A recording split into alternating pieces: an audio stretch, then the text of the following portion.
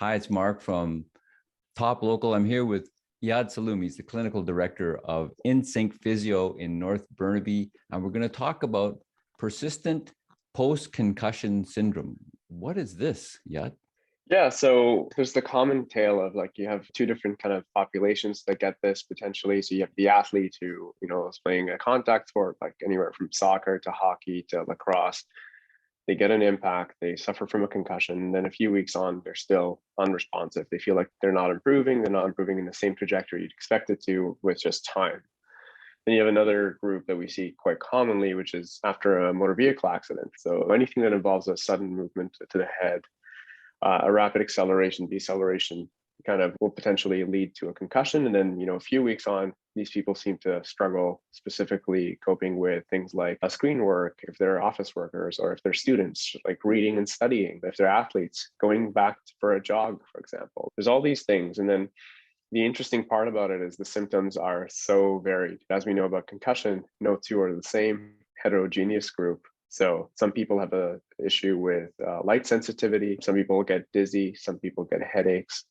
So really, it's a whole kind of gamut of symptoms that we assess and treat in clinic. And in this group particularly, where it's really confusing for them, because usually you'd expect things to just get better with time, as like when you roll your ankle or a few of those things. But here it seems to kind of lag a little past where they think it is. And the reason that is because A, the brain's a bit more complex, and B, sometimes we kind of delve into these maybe maladaptive patterns where we try to protect ourselves a bit too much, or maybe we go a bit too hard into our return. So there's the two extremes where you do very little or you do too much. And this is kind of where we come in to help regulate that system a bit more.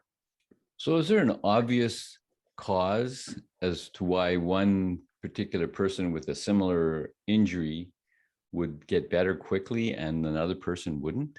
Is there anything that's been defined in science so far? $1 million question. So far, we know there are a few risk factors. So things that make you more likely to get it. So people who've had several concussions seem to cause this. If you have involvement, for example, of a few other things like the neck and the vestibular organ, which is in our inner ear, which helps us kind of balance and kind of track objects through space. Those are very simple things that we talk about, but they actually are quite complex neurological processes. So it all depends, I guess, on the person too. So it's like sometimes if they've had several concussions, that's a factor. There's some genetic reasons that we think it is. Sometimes the severity of the initial injury. And then sometimes it's just the lack of education on this area where people return too quick or don't return at all. Sadly, we still see some bad advice out there where people sit in dark rooms for a week, which is crazy because I don't know when the last time you had to sit in a room without your phone, without reading, without running, without walking in a dark room and just do nothing. It sounds like solitary confinement to me. So I think that's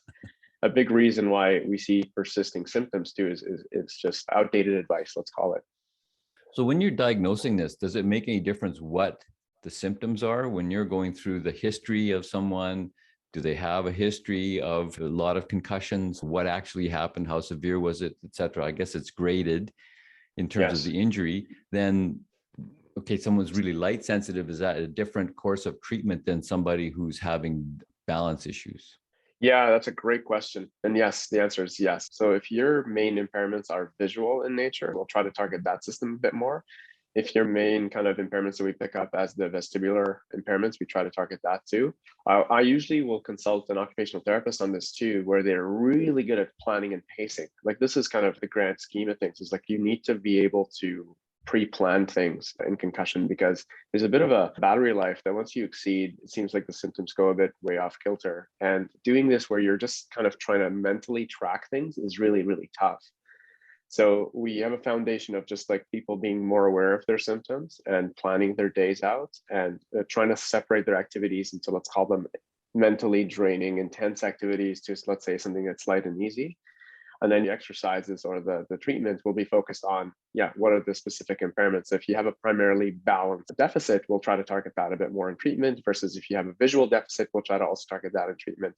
There'll rarely be a solo practitioner working on this. I usually will consult several team members, like even optometrists, if there's a lot of visual disturbances, or occupational therapists are a pretty easy one to kind of tag in here. But then often people might have some other kind of ongoing mental health issues where we actually really need to tag in our colleagues too. So yeah, it's quite complex, but it's also what makes it kind of fun because it's not really a cookie cutter thing. I'll never be able to hand a printout of here's the 5 exercises to get rid of your concussion. We're not there yet, at least, where we can classify people like that based on a cookie cutter recipe where we just hand it out. So for now, yeah, we have to treat the impairment, and it tends to be very, very different person to person.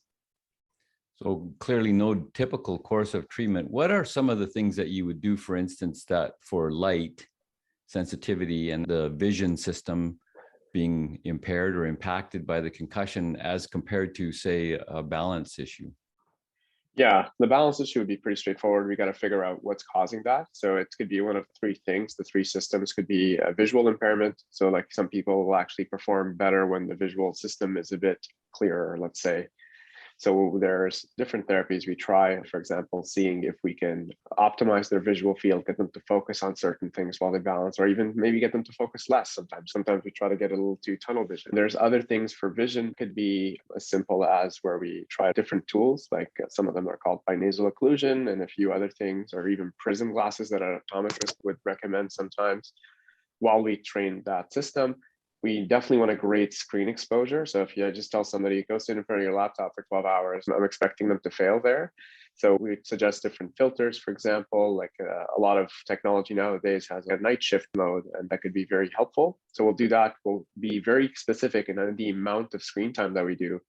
And then obviously we'd want to pay attention to sleep hygiene, because initially we'll get a lot of sleeping habits where people want to sleep more. But then as that kind of throws the entire sleep cycle off, we actually see people kind of fall down a bit of a slippery slope, and then we need to address that system a bit more too.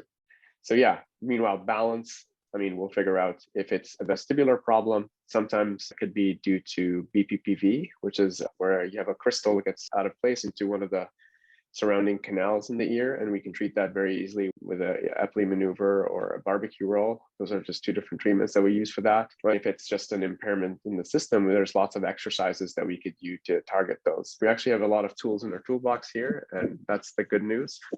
Because sometimes it feels like when people have been in this for a while that it's just never ending, and it is quite taxing to feel that way. So we try to help whatever way we can. All right. If you've got any kind of persistent post-concussion issues going on, you need expert help. And the guys to see are Insync Physio in North Burnaby, 604-298-4878. And you can also book online at insyncphysio.com, or in the Vancouver office. There's also experts at 604-566-9716 to book. Got to book ahead. They're always busy at Insync Physio. Get some help, get some expert teamwork on your concussion syndrome, and get feeling better quickly. Thanks, Iyad. Thanks, Mark.